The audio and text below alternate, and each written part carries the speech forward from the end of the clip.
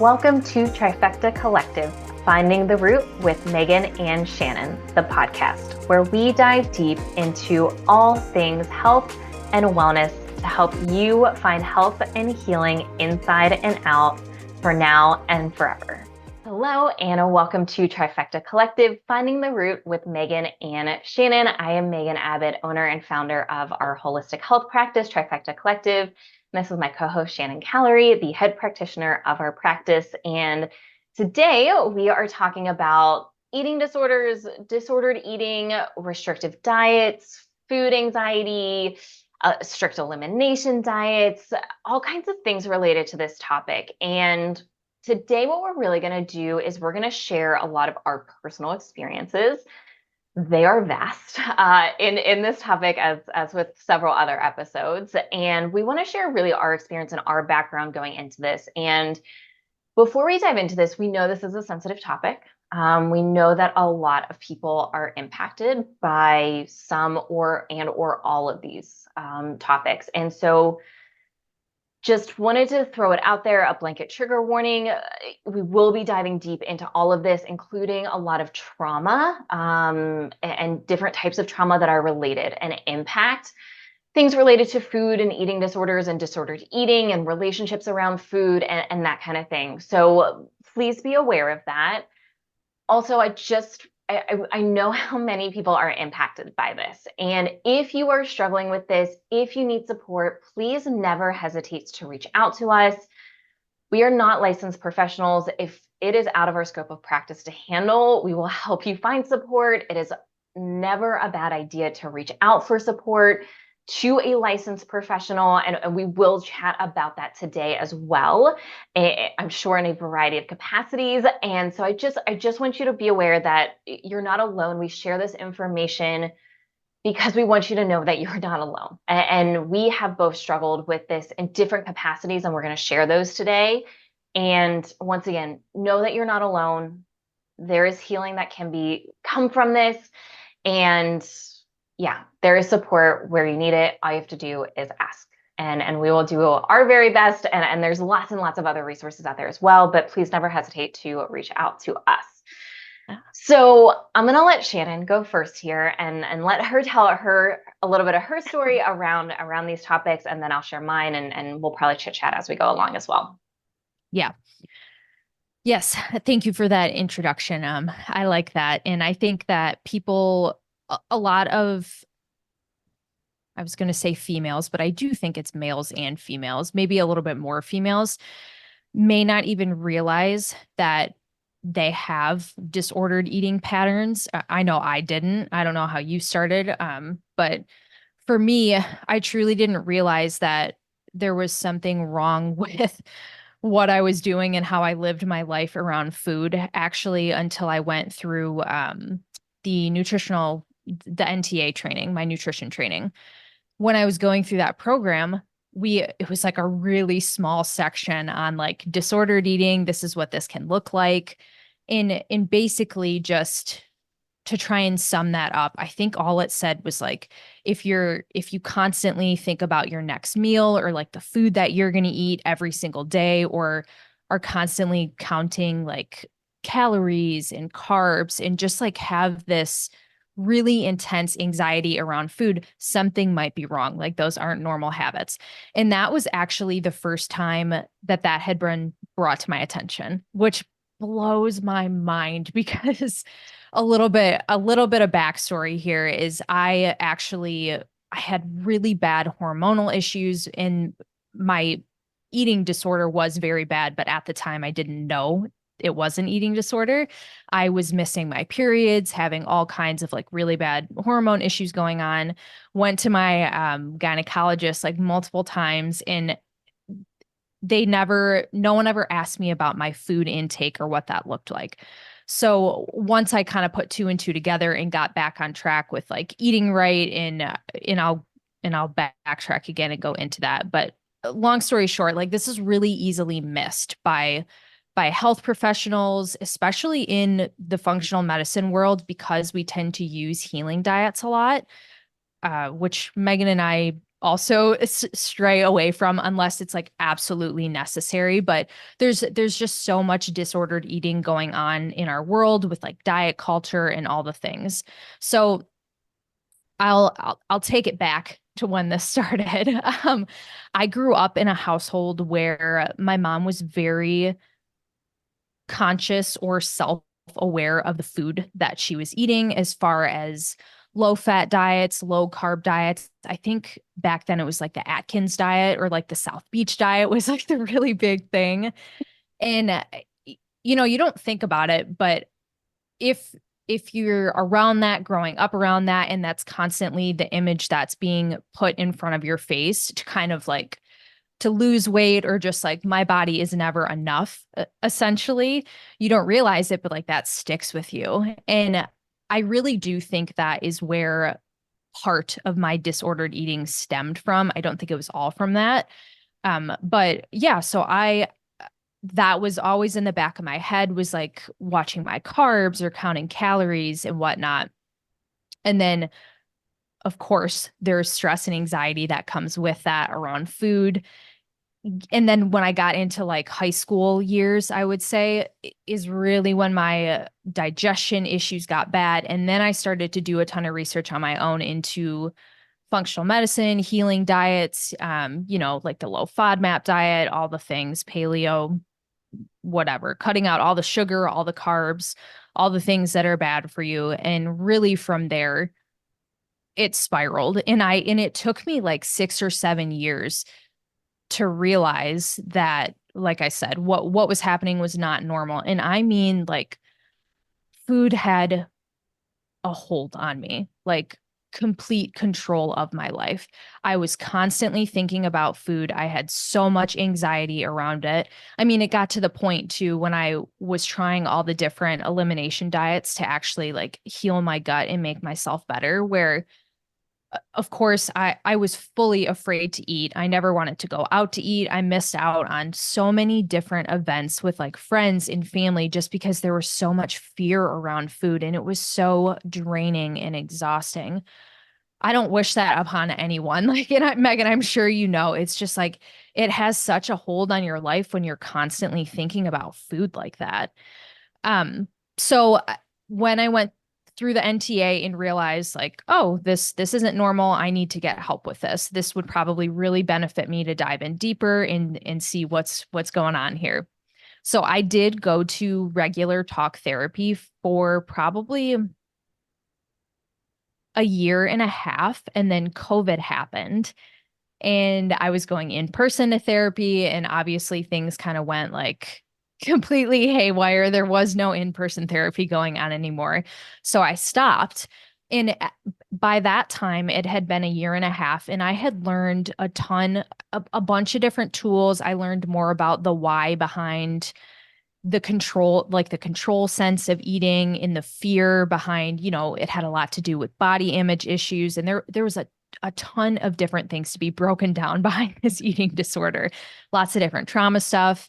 And I had been in therapy for a year and a half at that point, and I was diagnosed with binge eating disorder and orthorexia, which is essentially just fear of not eating clean foods is the best way that I can put it. So those two things combined made it really difficult to eat anything. And it was still happening. Like I was in therapy for a year and a half. Yes, it was slightly better. I spent a lot of time working on body image stuff and just getting myself to eat enough food again. I would say that's a big thing. And yeah, COVID hit, I stopped it, and I was still binging at night. Like there was just something that I was like, this isn't right. Like I need more than this. And that's really when I ventured into the energy healing with like emotion and body code work. I was actually doing it with my friend who was a practitioner at the store that I was working with. And crazy thing. I know it's not like this for everyone, but within 3 months of like adding in the energy work to my journey with my eating disorder and disordered eating, things things change so rapidly. It was very, very incredible. I remember looking back, it had been like like I said, 3 months, looking back a month after that. And I was like, oh my God, this is like the first month that I didn't have a binge episode. And it was so crazy to me. And then from then on out, like my journey was different because I was focusing more on that energy side and like regulating my nervous system and getting comfortable with my body. I think that was a really big thing for me, is just accepting this is the way that I look and I am happy with it. Like my body carries me around every day. It does a lot of work. That was a huge piece of it for me. And I know it is too with the clients that we work with, like just that body image piece in general. And again, I know there's lots of different stuff behind this for everyone. I would say it's not like one blanket reason that everyone has like some sort of disordered eating pattern, but that was kind of my story behind mine. And I want to add into at the end of it, like even after all the energy healing stuff and I was getting better, I truly let myself eat whatever food I wanted to, even if it wasn't the best of food. Of course, I have the training behind what food is best, and that is important to me, to eat as much real food as I can. But I didn't, you know, during the healing process, I didn't limit myself from sweets and all these other things. And like, that's how I got better, was taking away my restrictions, which sounds so crazy. And I'm sure for anyone listening too, you're like, oh my God, taking away the restrictions of food. Yes, believe it or not, it can be super helpful to just eat regular food and listen to your body. But yeah, I feel like that's like my journey in short with disordered eating. And yeah, things really got better when I focus on the nervous system aspect of it. And then of course dove into a couple other things like mold that came up too. Yeah, of course. And yeah, it's we're gonna dive deeper into the body image stuff because I've even had a lot of things come up. I'm gonna share my story, but I also have some recent stuff that I wasn't sure if I wanted to share, but I think I am going to share today about some of the recent stuff. Okay. And so you'll get a little taste of my trip to Colombia today, and a piece. And there's a lot that came up during that trip, but there is a body image and food piece that also came up here, which yeah, I think I'll share that today. So Yeah. let me start with my backstory. So I growing up, I will say I don't have a ton of memories of my childhood. So some things are still challenging for me to piece together, and some things I just don't remember. Memories have come back to me. Not all of them, but there are more memories there than there were even just a year ago. So I say this, and this also might be a little bit broken based on the memories that I have just as a trauma response. And I'll also say not having memories of your childhood is pretty common among people who experienced trauma. So if that sounds like you're not weird. It's just because there was some or a lot of trauma going on and your brain is trying to still protect you from that. So the first time I really remember having any sort of issues with food is right before high school. I remember being friends with this girl, and I don't know how we got into this. Looking back, I know some of the reasons why it happened, but in the moment, I don't know exactly why it happened, but we started restricting our eating, and it was almost like a game of who can eat less. And once again, I don't remember why and how this happened, but I do remember that being a thing. And I remember just there was one specific day where I had a bite of banana, and like just the tiniest bite. And I was so proud of myself and just like felt so good. And this lasted for many months. And I lost a significant amount of weight. I don't know as though my mother ever noticed anything. I remember her trying to feed me, and I would lie and be like, "Oh, I ate at a friend's house," or this and that, which was not uncommon. I didn't I My whole goal for starting in middle school was how little time can I spend at home, particularly away from her. And so I just remember really having that control. And anorexia is the word that comes to mind. I was never officially diagnosed. I was able to work out of it myself. And it was largely because I had a handful of friends who approached me and were like, "Oh, we're really concerned about you and you're not eating. And this is a problem." And then I started to adjust. And there were definitely body image issues. For me, I think more of it was a control thing. I didn't have a lot of control in my life, and food was one of the things that I did have control over. And the more that I could control it, and in this case, limit it, I felt like I had some grasp of control in my life where I didn't have a lot of that growing up with an alcoholic parent and just constantly being on edge and trying to just keep the peace and everything that was going on. And so that was a big part for a while. And I just remember being mindful of what I was eating. I also, when I went through puberty, I was pretty skinny mini for a while. I had no body shape, and then all of a sudden, I had a real significant body shape. I grew some significant hips, and I went from like a size zero, double zero, and started creeping up. Just be like literally, my hip bones came in, and I had no choice but to start going up in sizes. And I remember that being hard,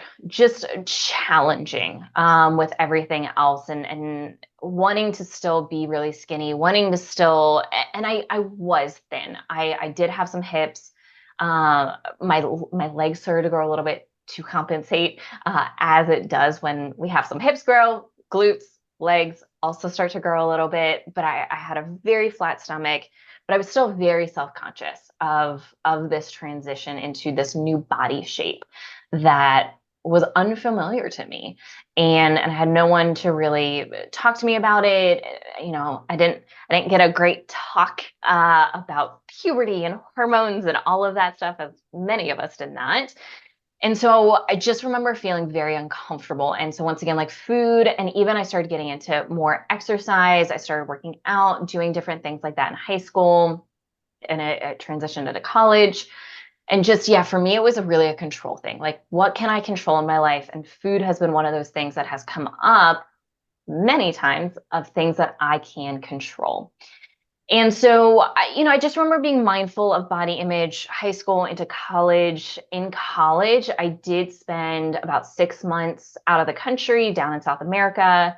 I was studying for school. I also just stayed longer to travel. I taught English while I was down there. And I also lived around the corner from a gym, and ended up joining that gym and got into like a cardio kickboxing style class, which was fun. I met people at the gym. And I also met a trainer, and I actually ended up getting a trainer it was the cheapest thing. If you've ever as a personal trainer, I was like, how is it that cheap? But it was, I mean, crazy cheap. And I started seeing this trainer, and then I started being, once again, the food restrictions really started to come in, and being very controlling. And I remember, I mean, I was working out 5, 6 days a week at least.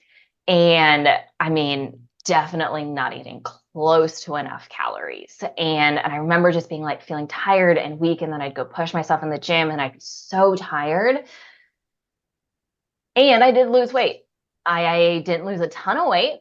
I probably could have lost more had I eaten more, because my body definitely went into starvation mode. But I definitely carried that through, into the rest of college here. And then getting out of college, it was kind of hit or miss. I was always aware of it. It wasn't a big controlling factor in my life. And then it wasn't until I started getting into the personal training industry. So got into personal training largely for my mental health, and I did a great job of that. And it also led to some other different patterns this time. And so getting into the fitness industry, and I loved the concept of bodybuilding. I loved the bodybuilding industry. My plan at some point was to compete. I had started prep a couple times, and I was in a prep when I got into my car accident that changed everything. But it was a lot of calorie restriction, a lot of just counting calories. I was a big if it fits your macros kind of person. And it was a lot of restriction during the week and then binging on the weekends because I'd be so hungry. And I remember I worked with this coach, and I'll never forget her. And I certainly will not name her. And I remember the nutrition plan so well. And I was working out, I was lifting 5 days a week. And I remember one of my leg workouts legitimately took me 2 hours. It was so intense. Yeah, like 2 hours at the gym. And then I would range anywhere between about 12 to 1400 calories a day. On top of that, I was doing cardio, an additional anywhere between 2 to 5 hours of cardio on top of that. Oh my gosh. Yes. So, plus I was really active. I had transitioned at least part-time at that point into the personal training industry, and it was a mess. Yes, I lost weight. Yes, I lost body fat. I actually don't think I lost any weight. I think I just lost body fat, if I remember correctly. I actually found I was doing some cleaning this weekend, and I found my old InBody tests, and I saw the percentage drop. And I remember my weight actually increased by 1 pound over the course of a 2 month period, but I lost, I think, 5% body fat. And I was starving. I did not look good. If you go back, you're gonna have to go way back. And I think these photos are still there of me in a practice bikini for a bodybuilding competition. And I did lose weight, but I didn't look very good. And there was a picture of me almost a year, I think it was exactly 1 year later, where I transitioned out of this really, really restrictive diet into more of a feeding diet. And I was eating closer to like 1900 calories. I was still not emotionally in a great space of restricting and binging, and definitely working out way too much. But I remember the difference in how I looked, and it was crazy. I looked so much better. Cellulite was better because my hormones were in a better place. I visually looked so much better. And once again, I mean, if you go way back on Instagram, I think there's still a picture there comparing the two. And I wrote a post about this because I was so passionate about just like 1200 calories is almost no female should be on that few calories for any amount of time. Definitely not for long periods of time like I was on, especially with my workout schedule. So yeah, a lot of restricting, a lot of binging. And then when I got in my car accident, shortly after that, after I started having all of my issues, that's when I got into, and I know I'm just like rambling at this point in time. There's a long history here. So did I. So did I. So I Okay. get it. Okay. I'll take a break after this next little piece here because this is important and valuable. So when I started to get into functional medicine, I mean, one of the first things that I was put on was a really restrictive diet, and it was a 4 month elimination diet right off the bat.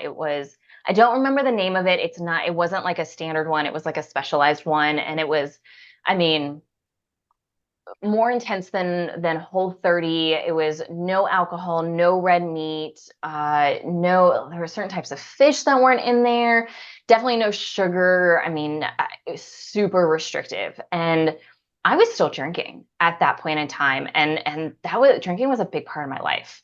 And I had not quite done the emotional work to transition out of that at that point. And not that I had a major problem. I was definitely more of a social drinker than anything else at that point, but it was still a very big part of my life. And I was never a huge sweets person, but there was a lot of transition going on there. And so I spent 4 months on that diet, and then I got transitioned right into low FODMAP. And then it was elimination diet after elimination diet after elimination diet. And that was almost 3 years. And it got to the point where I was eating chicken and steak and white rice. And I would still react to those, but not a lot. And just the amount of food, I mean, the fear of putting a vegetable into my body was so intense and so high. And I hadn't found another way to really cope outside of the alcohol. So, depression and anxiety were very prevalent for me again. I was still working out, but my workouts, because I had so much chronic back pain and hip pain, was still a little hit or miss. And yeah, I was really, I mean, really struggling. And, for me going as a personal trainer, I was in gym management, I was fitness management after that. And I was supposed to look a certain, in my eyes, I was supposed to look a certain way. I mean, at one point, I couldn't stand for more than 10 or 15 minutes. And I was doing hour-long sessions, like driving hurt, all of these things. And it was, I mean, things were very, very painful for me. And I didn't look, I had gained weight at that point.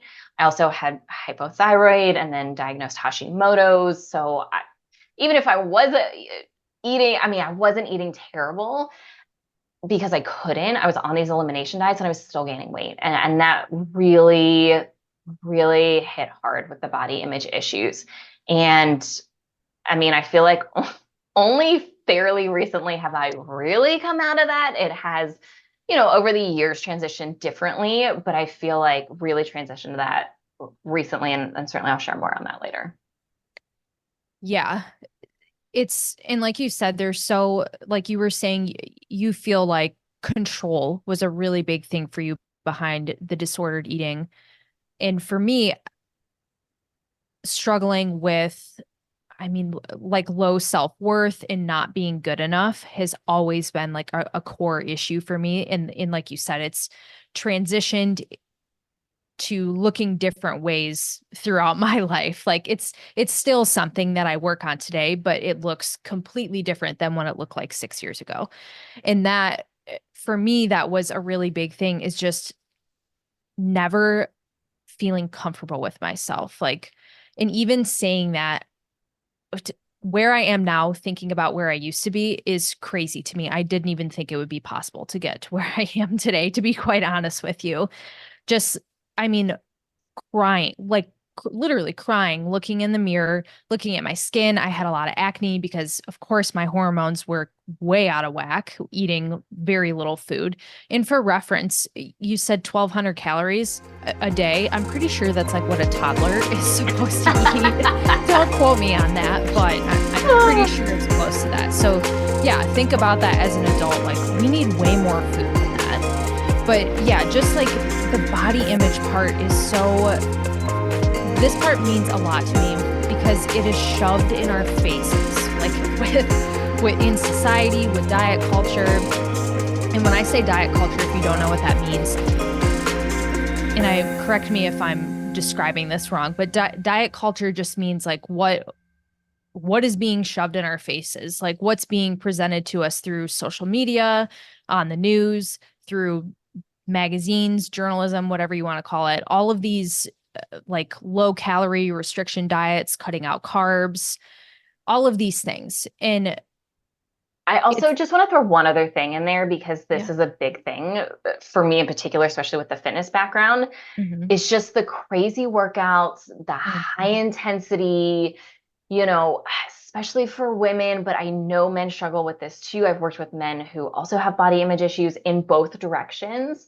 Mm-hmm. And yeah, so also like the fitness piece of this. And yes, movement and fitness is good in the right amounts, when appropriate and balanced with everything else. Yeah. No, I'm glad you added that because, and there's plenty of people, and I experienced this myself, where when I was going through limiting my calories and not putting enough food in my body, also trying to run on the treadmill and do crazy amounts of yoga and weightlifting, all these different things, to the point where, I mean, I was passing out, like falling asleep after every single meal that I would eat because my blood sugar was so unbalanced. At night, it was just like, I mean, I knew right after I ate dinner, I was going to fall asleep when I sat down. And yeah, so what I'm getting at here is that the body image piece is really, really important. And I feel like for people, especially the people that we have worked with and from personal experience, when you start to dive into the why behind, why am I so uncomfortable with myself? Why is it so difficult for me to look in the mirror and be comfortable with the body that I have? Of course, it's even worse now with social media and being able to quickly pull things up on your phone and compare, tons of comparison going on. But really, I feel like the easiest way to start to get to the root of some of these things is to start asking yourself why. Like, why am I not comfortable with myself, and kind of dig in from there. And then of course, with the restrictive dieting part, and I say this because I was using that to try and heal my gut issues and try and make myself feel better, make my life more tolerable, because I literally couldn't eat anything. Again, not going to happen unless you're regulating your nervous system. So like, you could, in Megan experience this too, like you can eliminate everything. You can just be eating chicken. That's not okay. That's not normal. That means that something else is going on. There are other things that need to be worked on. And if anything, incorporating more food in your diet in a different manner, it's going to look different for everyone, is going to be more beneficial for you, not trying another restrictive diet. Yeah, for sure. And I want to share just two stories here, and they're very similar and part of bringing in Colombia now. I'm going to backtrack first, but I've spent a lot of time in healing spaces with other women, and and in these healing spaces, yes, we are largely using psychedelics, and also just it's connecting with women. And for me, it's been an experience of connecting with women in very different ways. And there's no pettiness, there's no competition, there's open and free conversation, really, with anything and everything. I can't think of a topic that hasn't been touched on in one of my retreats or circles or groups, anything that's come up as taboo. And, I'll never forget during one journey, we were really talking about body image issues. And someone asked me personally, it was just the two of us speaking, if I liked my body. And my answer to her was, it's good enough. And what I really meant by that is, no, I'm not at the exactly how I would physically love to look at this point in time. And I also know what it would take to get there. And it's not a priority.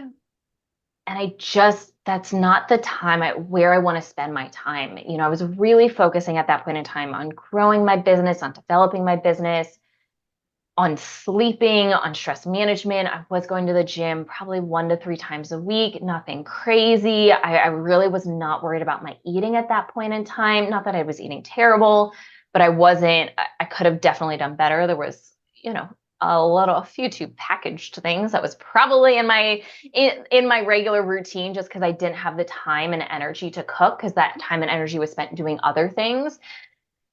And that's kind of where I landed on it. I'm like, yes, it's good enough. I mean, my body doesn't hurt, which is a huge thing for me. Just having, if you've had chronic pain, you would do just about anything not to have chronic pain. And for me, not having to deal with that chronic pain was everything. And so that did shift my image a little bit, even though I did gain weight during that time. I did struggle, but it got to a point where I almost like, it is what it is. It's my body is working, it's serving me, and it's not in pain all the time. And that's what I care most about. Even if, yeah, yes, there are certain things that I would have loved to see differently here. So let me fast forward here. So the beginning of this year, end of last year, beginning of this year, cheese was reintroduced into my diet a little too hard. And the holidays, it just stayed in there, among some other things. And I was struggling with a lot of stress, some different emotional things, and emotional eating came back in. Not that I was eating terrible, but I would find myself, sitting and watching TV for several hours, kind of binging some things, aimlessly snacking. And yeah, I put on some weight. I have no idea how much. Just visually, I could tell that it was going on. Sleep was also really disturbed. I did do a good job in backing off of my workouts to help a little bit with that.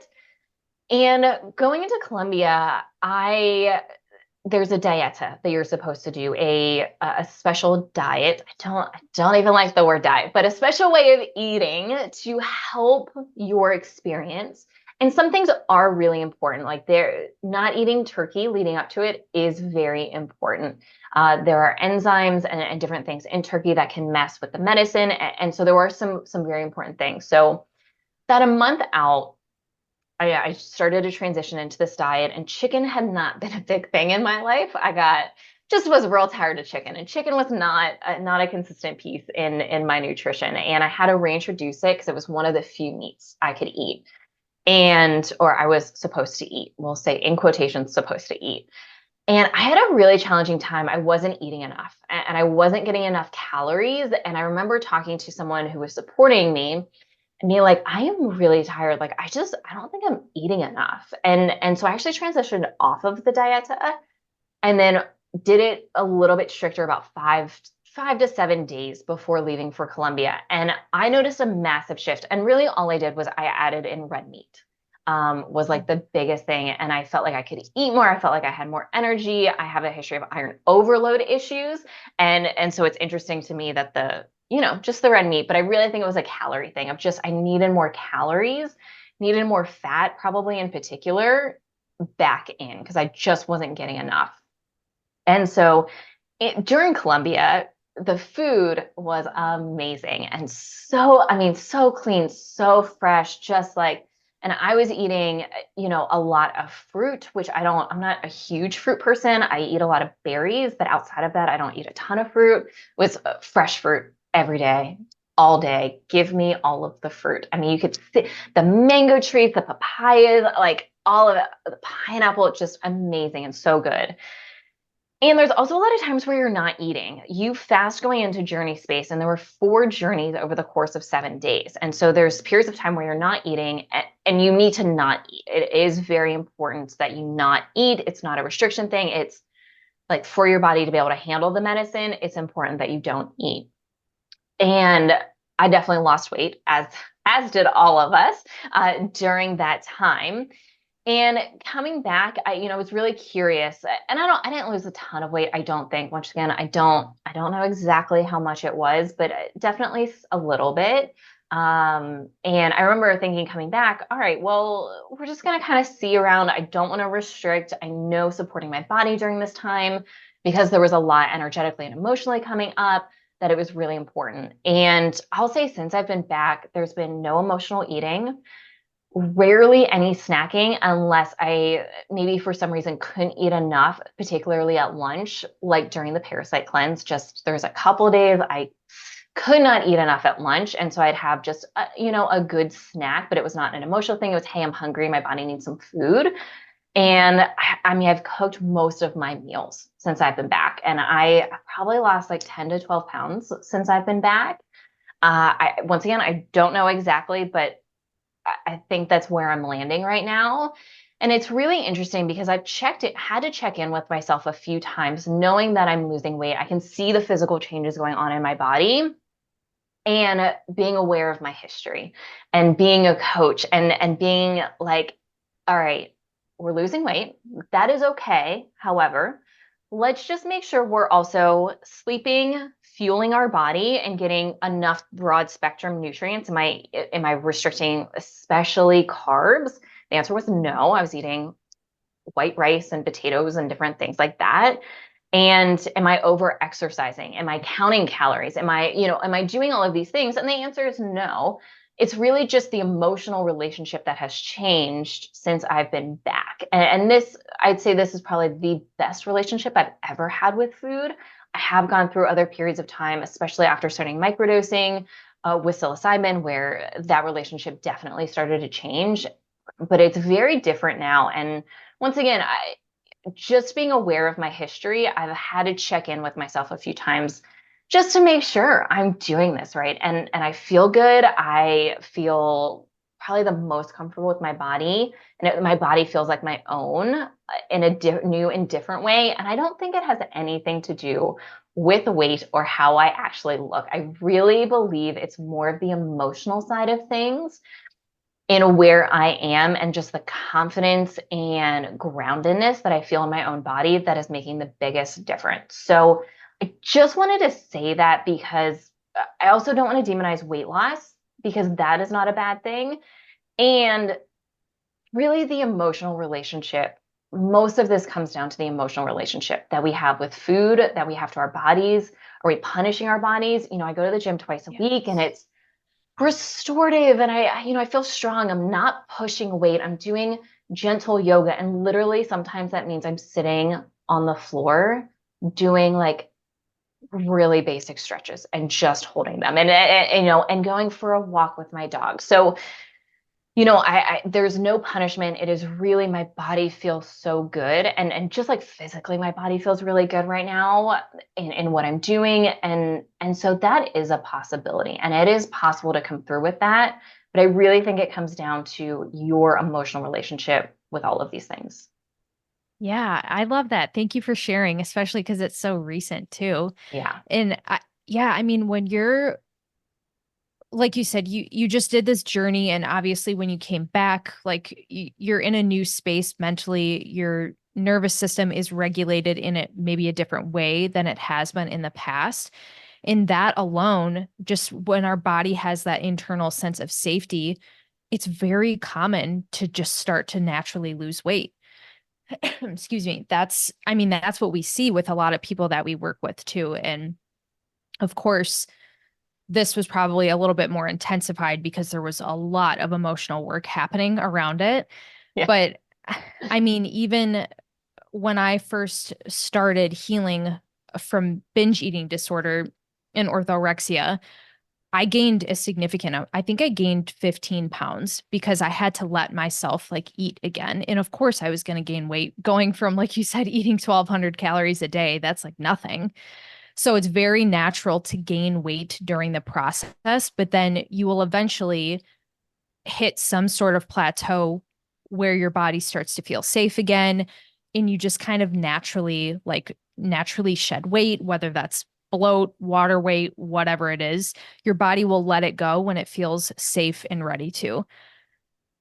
I mean, I it took me like a year and a half. I gained like 15 pounds, and then all of the sudden again, like it just started like shedding off, and I was doing so much stuff around regulating my nervous system, and I also felt the best that I had probably ever felt in my life, and was enjoying my life and having fun. I was going out with friends in eating real food and eating more food at home, and just in general, like I felt so much better, and just like feeling alive on the inside is the best way to describe it. Just not that factor of missing out anymore and being so restrictive on life. And yeah, it's kind of a hard feeling to describe until you actually go through it. But I also want to note too, because this is something that I cannot stand when we talk about health. Like when weight and health are not the same thing. Like we do not judge the health of our bodies, like our internal health cannot be judged by what you look like on the outside. It absolutely cannot be. Like you could be in from experience, I can say this, you can be a size 00 and look great, quote unquote, on the outside, and everything possible can be going wrong on the inside. You can have so much depression, anxiety, like to the point where you can't even function. I want to make that very clear because I feel like that is something that is still happening in society. We talk about weight as like, oh, I want to lose weight because I want to be healthy. Sorry to burst your bubble, but those are not the same thing. And I mean, if you are significantly overweight, like you said, we don't want to discount some weight loss is good in certain situations, but overall, like weight and health, no, two separate things. You got to look internal. For sure. And I think, and we see this a lot with clients, and I've certainly experienced this as well. And once again, this goes back to trauma and emotional healing and nervous system regulation, where we, especially women, once again, we've definitely worked with men who fall into this category as well, but women who tie their entire worth to how they look. And it's it's still, after being in this industry for over 9 years now, it's heartbreaking to me when people in general, just their only worth is coming from how they look. And I just want to be clear, you don't have to earn your worth. And if someone is making you do that, I would encourage you to really reevaluate that your relationship with that person, because that's not where our worth comes from ever, ever at any time, it, ever at, yeah, ever at any time. And if we feel that way and or it's projected onto us and we end up taking that on, it's not a healthy relationship, because you are worthy because you are a human being and you exist on this planet. That is your worth. And your worth can also come from having a big heart and being a kind person and showing up for yourself, for your friends, your family, your children, contributing to society and any and all of the ways that can happen. It's our bodies and how we visually look don't determine that.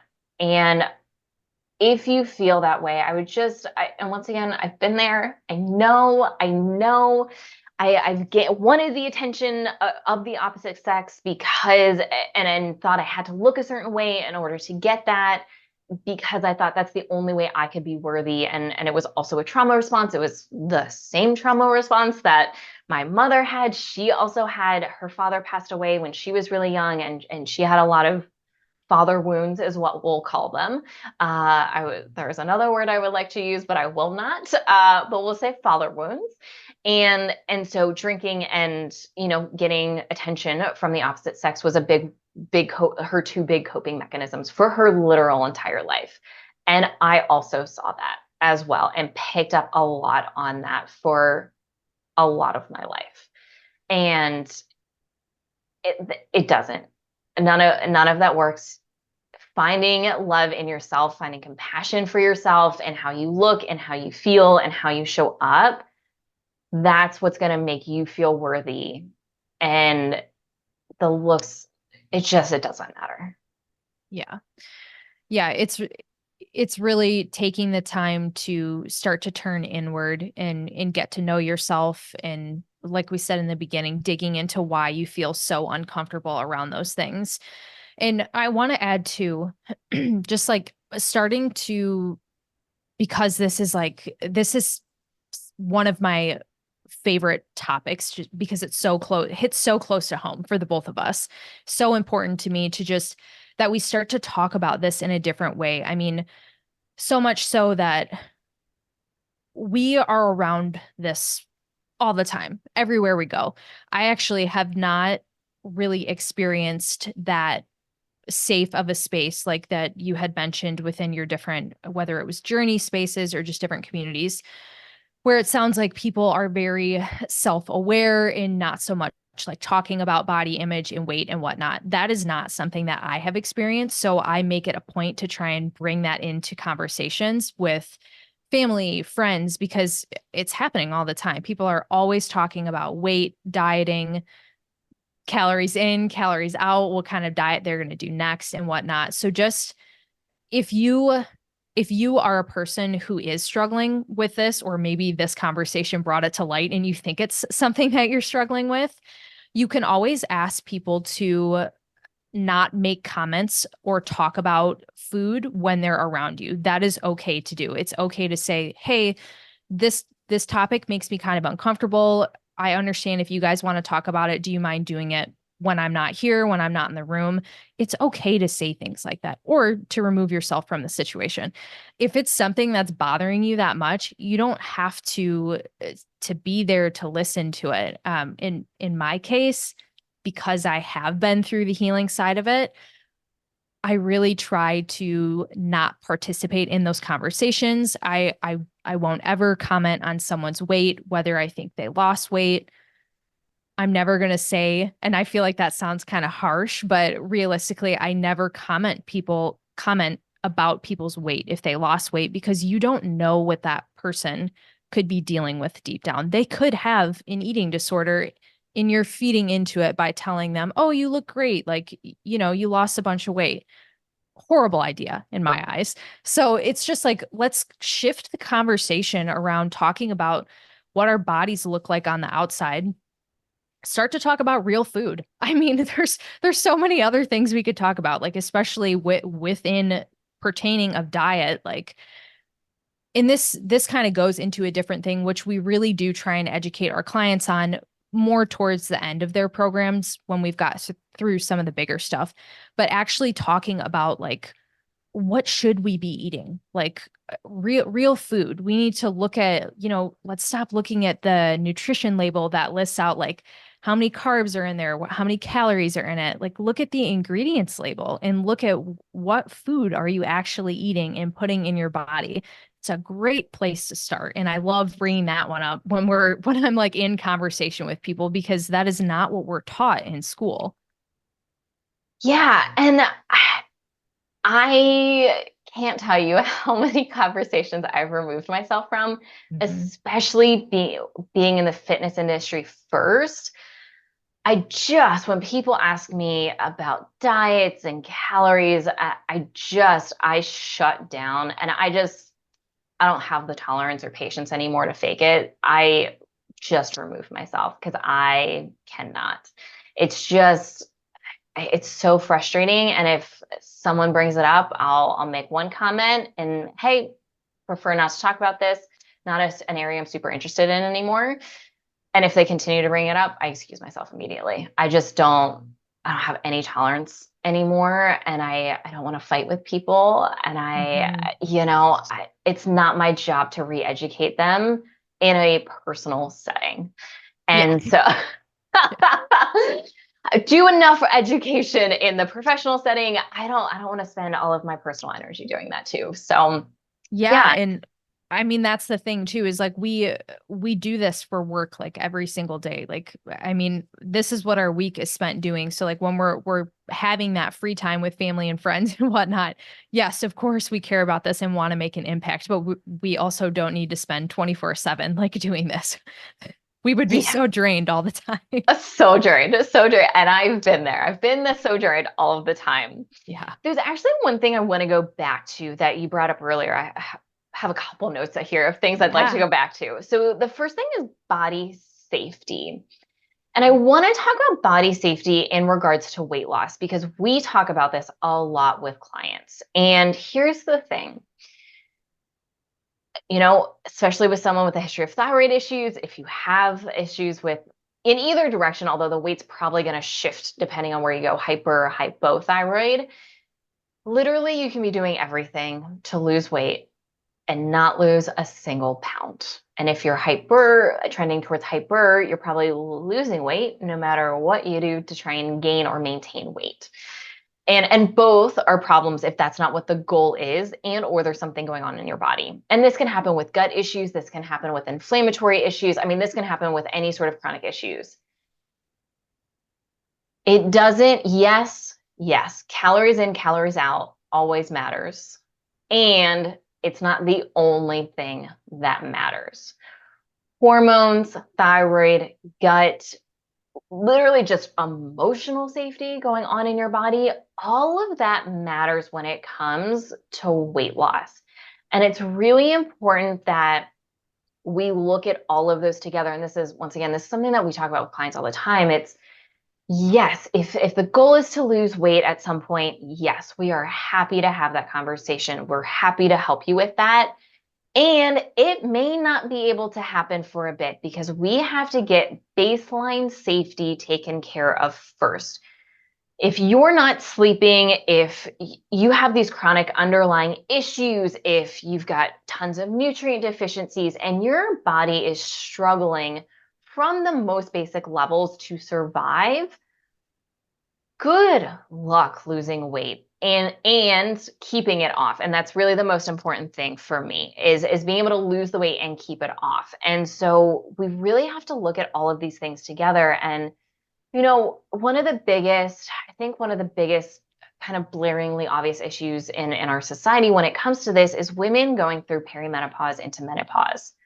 That lower belly weight gain just comes right up, and it seemingly, I think this is becoming more well known, but I think for even still like a little question mark here. But why is that the thing when it comes to this transition into perimenopause, into menopause?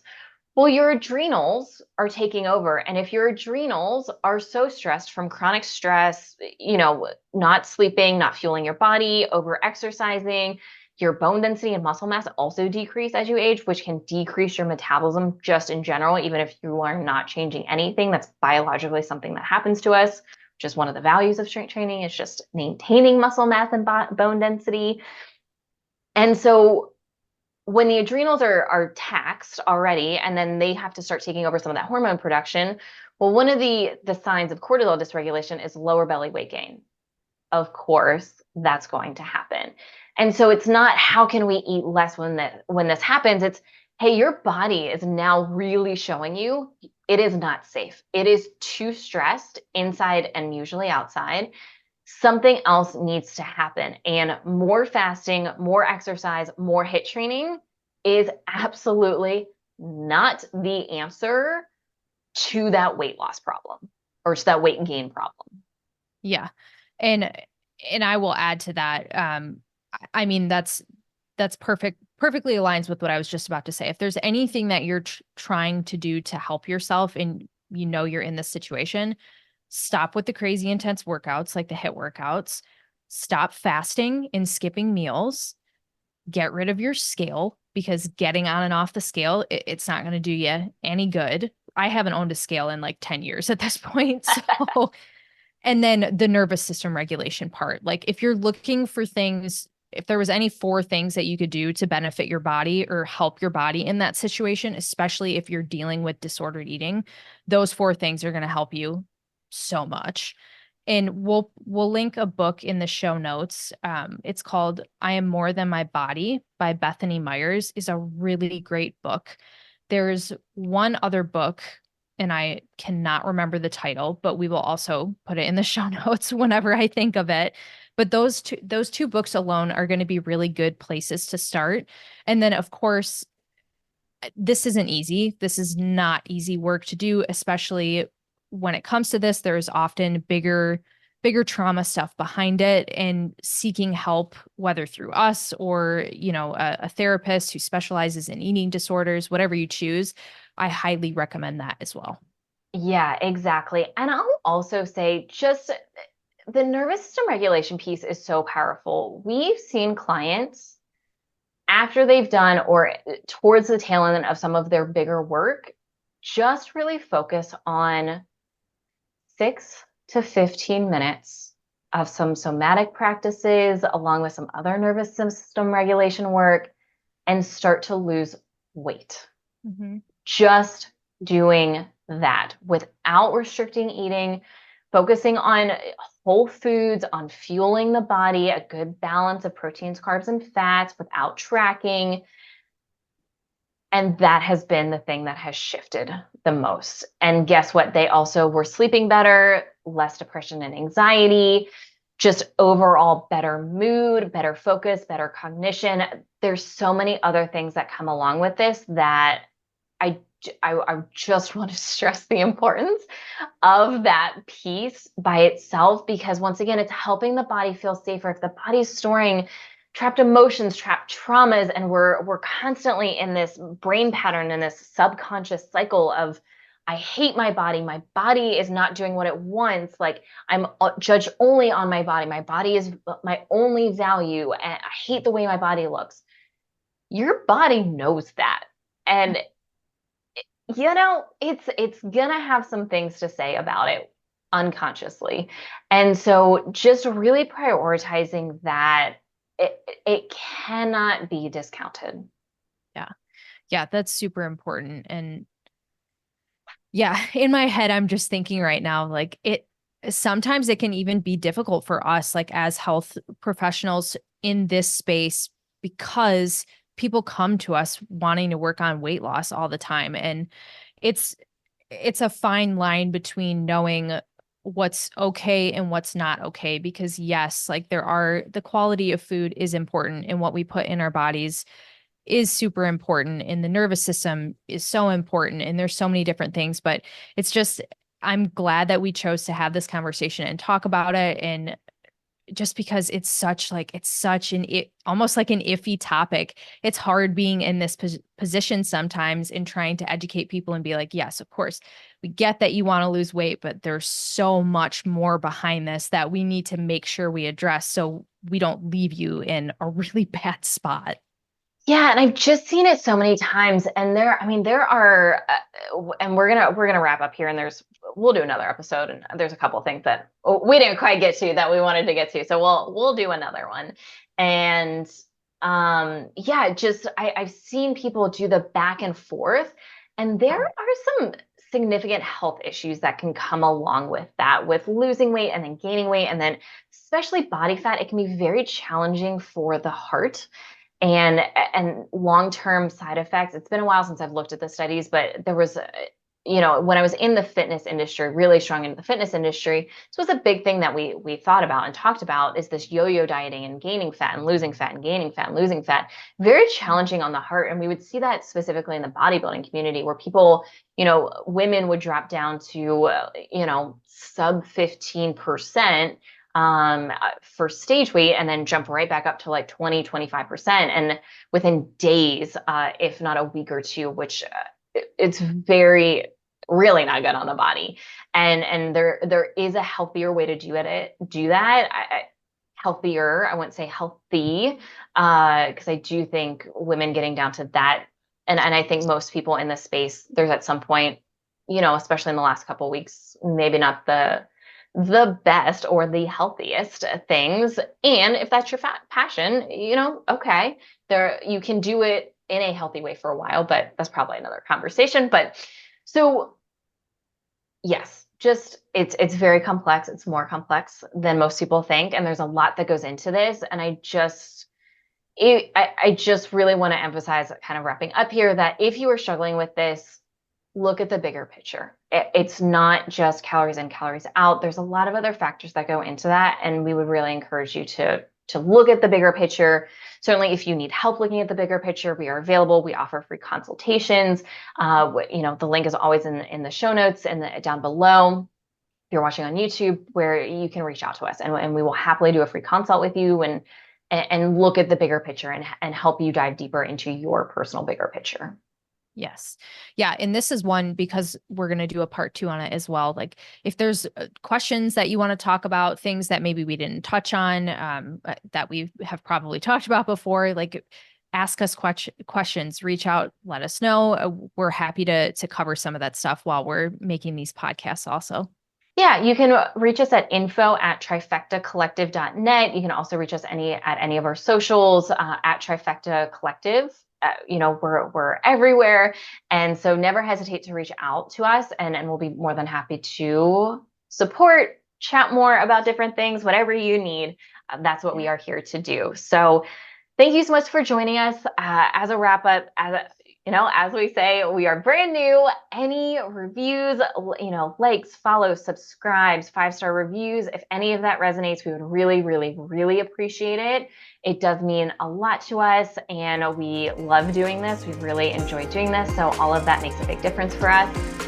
And thank you for joining us. We will see you next time.